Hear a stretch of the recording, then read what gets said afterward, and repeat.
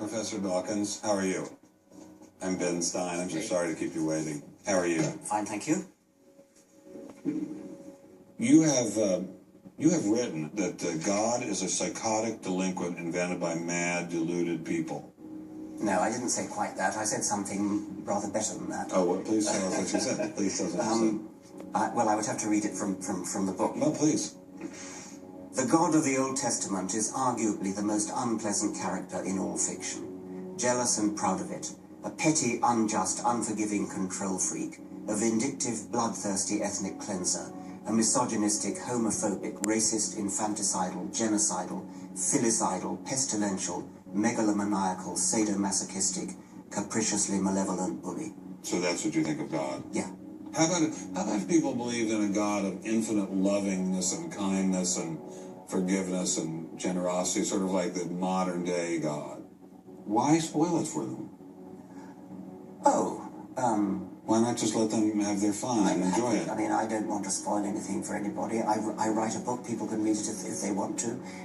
I believe that it is a liberating thing to free yourself from primitive superstition. So religion's a primitive superstition? Oh, I think it is, yes. So you believe it's liberating to tell people that there is no God? I think a lot of people, when they give up God, feel a great sense of release and freedom. Why do you think that? I mean, what's your dad? What's your scientist? What's your dad? I think, well, I've had a lot of letters saying that, and there are 8 billion people in the world, Dr. Dawkins. How many letters have you had? No, I haven't done that. That's quite true. Professor Dawkins seemed so convinced that God doesn't exist that I wondered if he would be willing to put a number on it.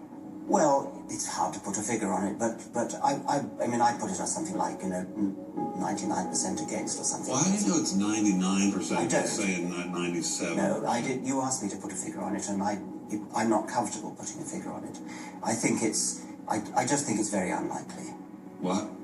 But you couldn't put a number on it? No, of course not.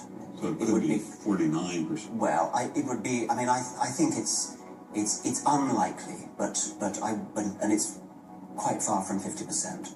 How do you know? I don't know. I mean, I put an argument in the book. Well, then who did create the heavens and the earth? Why do you use the word who? You see, you immediately beg the question by using the word who. Well, then how did it get created? Well, by a very slow process. Well, how did it start? Nobody knows how it started. We know the kind of event that it must have been. We know the sort of event that must have happened for the origin of life. What was that? It was the origin of the first self-replicating molecule. Right, and how did that happen? I told you we don't know. So you have no idea how it started? No, nor has anybody. Nor has anyone else. What do you think is the possibility that intelligent design might turn out to be the answer to some issues in genetics or in evolution? It could come about in the following way. It could be that at some earlier time, somewhere in the universe, a civilization evolved by probably some kind of Darwinian means to a very, very high level of technology and designed a form of life that they seeded onto perhaps this planet. Now, that is a possibility and an intriguing possibility, and I suppose it's possible that you might find evidence for that if you look at the details of biochemistry, molecular biology. You might find a signature of some sort of designer. Wait a second. Richard Dawkins thought intelligent design might be a legitimate pursuit? And that designer could well be a higher intelligence from elsewhere in the universe. Well, but that higher intelligence would itself have had to have come about by some explicable or ultimately explicable process. It couldn't have just jumped into existence spontaneously. That's the point. So Professor Dawkins was not against intelligent design, just certain types of designers, such as God. So the Hebrew God, the God of the Old Testament, he doesn't exist in your view? Certainly. I mean, that would be a very unpleasant prospect. And the Holy Trinity of the New Testament? Nothing like that. Do you believe in any of the Hindu gods? Like Vishnu? How can you ask such a question? You don't, how could I? I mean, why would I, given that I don't believe in any others? You don't believe in the Muslim God? No. I mean, why do you even need to ask? Well, I just wanted to be sure. So you don't believe in any God anywhere? Any God anywhere would be completely incompatible with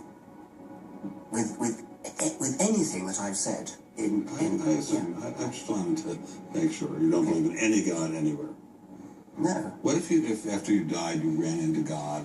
He said, "What have you been doing, Richard? I mean, what have you been doing? I've been trying to be nice to you. I gave you a multi-million-dollar paycheck over and over again with your book, and look what you did." Bertrand Russell had that point put to him, and he said something like, "Sir, why did you take such pains to hide yourself?" But if the intelligent design people are right, God isn't hidden. We may even be able to encounter God through science, if we have the freedom to go there. What could be more intriguing than that?